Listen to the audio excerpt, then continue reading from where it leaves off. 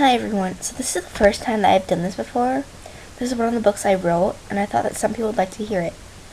So if you would like and comment afterwards, here's the story. Is a normal life too much to ask for? Chapter 1, The Duel. Everyone always wants a normal life, but some people actually need a normal life. Lots of people have normal lives, but many don't have. But a unique life or a hard life. I'm one of those people who have a unique life.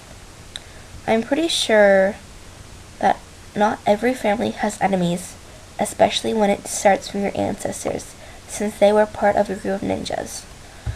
The practice of it has been passed down generation to generation. Ever since the Edo era in Japan, my family, the True Hearts, and the Sparks have been at war. Ever since I was a little girl, I've been training and training, trying to beat the Sparks. Since they have a son, I must train twice as hard to beat him. Every morning, I have the same routine. Putting on my uniform, then putting knives in a belt, and then wrapping it around my stomach. My parents told me that I should always have a weapon on me, since my fighting skills are still no match for a boy yet. I brush my hair and put a clip that is a long needle, which I could use as a weapon as well. I walk down the stairs, and it's the same every morning. My mom throws 3 knives at me, and I had to catch them. But today's throws were a lot different. They came a lot faster, but they came one at a time. I'm used to having them all 3 come at once. The thing was, my mom wasn't the one throwing it today. It was my father. The second knife came, and it was close to hitting my face. It was a lot faster than I'm used to. The third one was a lot easier than the first 2 that were thrown at me. I wondered why. That's when I realized that my dad always throws 4 knives. I forgot about the last one. By the time I realized, it was right in front of my face. I was barely able to dodge it. It made a small but long cut on the side of my left cheek. I looked at my dad and asked, "Where's Mom?" Dad looked at me with a confused look on him. And he said, "Did you forget? One of the Sparks challenged your mother to a duel today, so she is out in the yard getting ready for it. So I thought I would take her place today and see how well you've gotten. But it seems like you need more practice. When you get home today, I will train you some more. Now go on, or you'll be late for school. Oh, and do you have your digital video phone? I think you will need it today for sure. One more thing. Do not talk to the Sparks boy in school. Do you hear me?" Dad? Did I not tell you something? Nova Sparks and I are in the same class, and we have been paired up for projects, so I kind of have to talk to him. His face turned red, and I knew that was my cue to split. As I ran out of the door, my dad yelled super loud that I think the whole entire neighborhood heard it. When I ran outside, I saw my mom was training. I said goodbye, and FYI, Dad just found out that Nova is my class. He seemed a little mad, so be careful when going inside, Mom. I've gotta go, bye. My mom waved and said, "Be careful at school today," and I really mean it. Have you got your phone on today? Give this note to all your teachers. They'll let you have your phone on. So goodbye, good luck, and be careful. I ran to school quickly and made it there before the bell rang. I walked up to Mr. Starr and gave him my note my mom gave me. He says, "I am very sorry about this. If you need anything, just ask me or any of your classmates." "All right, Mr. Starr." He looked at me and said, "Do you want to go to the nurse?" I asked, "Why would you ask that?" "Because you have a cut on your face, and it's bleeding a lot, and I think you and Nova should go together. It looks like he also has a cut too." "All right, Mr. Starr." I walked over to the door and called Nova. "Hey, are you coming to the nurse to get a Band-Aid or not?" He saw me and stood up and walked over to the door. He walked over to me and stood in front of me, leaned his face close to mine and said, "Of course." Then went up the door first. I ran after him. He said to me without looking at me, "You too, huh? You missed the last knife too when it cut you." I looked at him and said, "Yeah, I kind of forgot the duel was today, so I didn't know." that my dad was the one throwing the knife. So what about you? How did you get your cut? Well, mine is somewhat like yours, but my parents put spikes on the stairs so that we had to jump from the top down. And the same as you, I forgot about the duo today, and did a careless jump. My dad threw some strong knives and pinned me against the wall, and one of the knives hit my right cheek. He told me that I lacked skill and would have to do extra training after school. He paused and said, "Say, did your parents also give you notes to give to your teachers?" "Yeah, they did. What did your note say?" Mine? Mine says my father just went into coma, and they don't know what will happen next, so I can have my cell phone on. What about you? He said it with a smile on his face. Me? Mine was my grandma's in a hospital for an unknown reason. The doctors are trying to do everything to try to figure out what's wrong, so I am to be told if something happens or not. They find out the reason.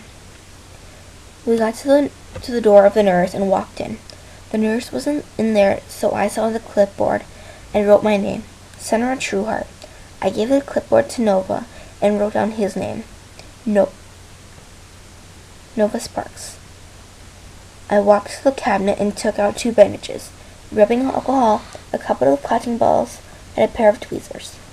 I walked over to Nova and had him sit down on the chair next to him. I took the chair next to me and pulled it up to him and sat down. I started treating his wound by cleaning the blood and cleaning his cut with rubbing alcohol. When I finished, I put the band-aid on his face. He took the rubbing alcohol and started cleaning my cut.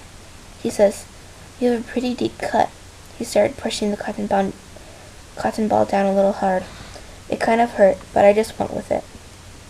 He said to me, "Sorry, is it hurting a little? I don't really know how to treat other people." I told him, "That's fine. I'm used to treating other people. And did you forget you're the one who gave me the scar on my arm?" The scar was about 5 inches long and 1 inch wide. The cut was about half a centimeter deep. He said to me, "I too remember the scar you gave me on my back. The scar goes across my back, top left to the bottom right. It's 9 inches long, 1.5 inches wide, and 1 centimeter deep." It was a funny story when I had to go to the doctor to get my stitches. My mom told the doctor I had fallen from a high tree. What was your story for your stitches, Sandra? Mine was just plain weird. My mom told the doctor that I was bored and started lying on the kitchen floor. When she was cooking, she accidentally hit a knife, and it fell, hitting me in the arm. The story was really funny. The doctor told me to never lie on the kitchen floor while my mom was cooking. He finished putting the bandage on my face. We both stood up and said thanks to each other. After that, we walked to the door, opened it, and saw the nurse in front of the door. He asked if we needed anything. He saw that we both had bandages on our face and asked what happened. We went with our stories that we got from our scars. I told him that I was lying on the floor and a knife hit my face. Nova said that he fell off a tree this morning. We said thank you for the bandages and left. We walked to our classroom, and Nova looked at me and said, "We both got these scars from each other from our first fight 3 years ago." I remember that so clearly. Yeah, it was pretty bad. Even though you had a bigger wound than mine was more serious. Your knife had hit one of my nerves. The doctor said that I might have not been able to use my arm, but I was lucky. Now I can use my arm 100 times more than before. As we walked into class, we saw a boy the same age as us waiting at the door. We gave no attention to him. We walked into class, and Mr. Starr started talking to the class about the mock exams next week. He saw us and said for us to go to take our seats.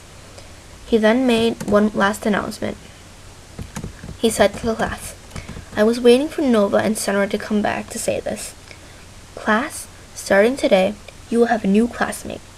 He looked over to the door and said, "You may come in now. I'm sorry you had to wait so long." There was a slight pause while the guy walked up to the front of the class. Mr.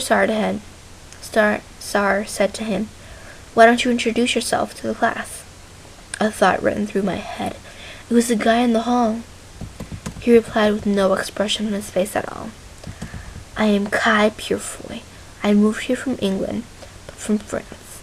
I can speak 3 different languages: English, French, and literally Arabic."